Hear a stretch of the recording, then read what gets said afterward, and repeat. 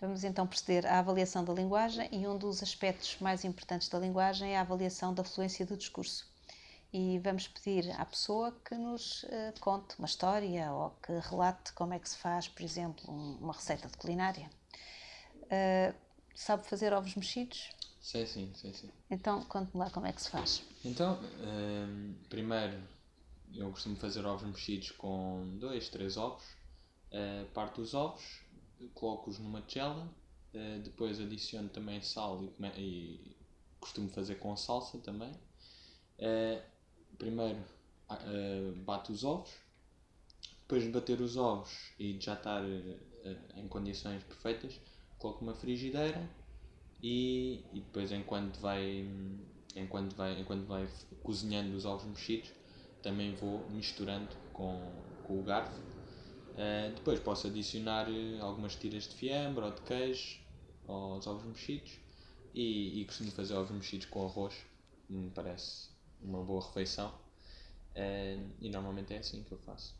Sim, senhora. Portanto, podemos verificar que o discurso foi produzido com melodia normal, foi fluente, não houve pausas, não houve interrupções, não houve dificuldades de articulação, foi produzido sem qualquer esforço e também não houve trocas, portanto as palavras foram todas as palavras que se iriam de esperar neste contexto. E isto é uma boa forma para avaliar a fluência do discurso. Outro aspecto importante para avaliar a linguagem é a capacidade de nomear. E devem ser utilizados objetos de uso comum, objetos que toda a gente sabe o nome, e vão ser apresentados um a um. Não se devem usar apenas um ou dois objetos. Portanto, tem que haver uma amostra de 6, digamos, 8 objetos. Então, vou começar. Diga-me como é que isto se chama. São uns óculos. Sim, senhora.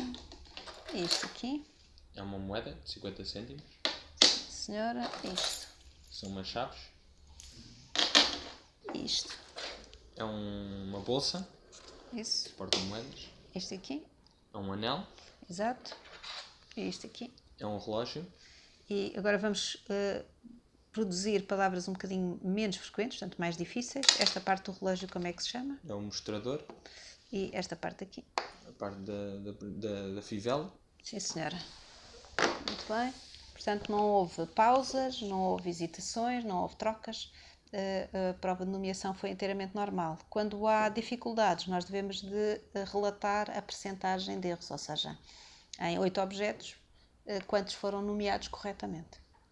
Vamos avaliar agora a repetição e para avaliar a repetição nós começamos com palavras monossilábicas e depois vamos aumentando o tamanho da palavra, depois até as palavras polissilábicas, depois podemos pedir para repetir uma frase e no fim para repetir pseudopalavras, ou seja, palavras que são pronunciáveis mas que não fazem parte do léxico, neste caso da língua portuguesa.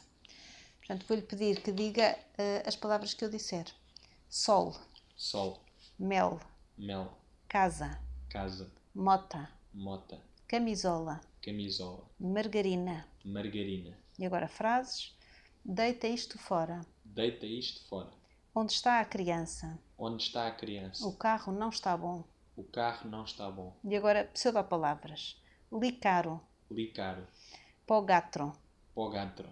Exatamente. Estas pseudopalavras permitem testar a chamada via fonológica da repetição. Ou seja, o cérebro não tem estas palavras armazenadas e tem que seguir exatamente as sílabas que está a ouvir. Finalmente, vamos avaliar a compreensão da linguagem. A prova mais simples de todas consiste em identificar os objetos, dado o nome. Diga-me onde é que estão os óculos, e a caneta, e a moeda, e as chaves. Portanto, identificou corretamente as palavras que foram dadas, o que significa que compreende o significado das palavras, o léxico. Depois podemos tentar a compreensão de ordens simples. Fecha os olhos. Muito bem. Abre a boca. Pode abrir os olhos, fechar a boca. Deita a língua de fora. Isso. Muito bem. Levanta um braço. Agora aponte a janela e depois a porta. Janela.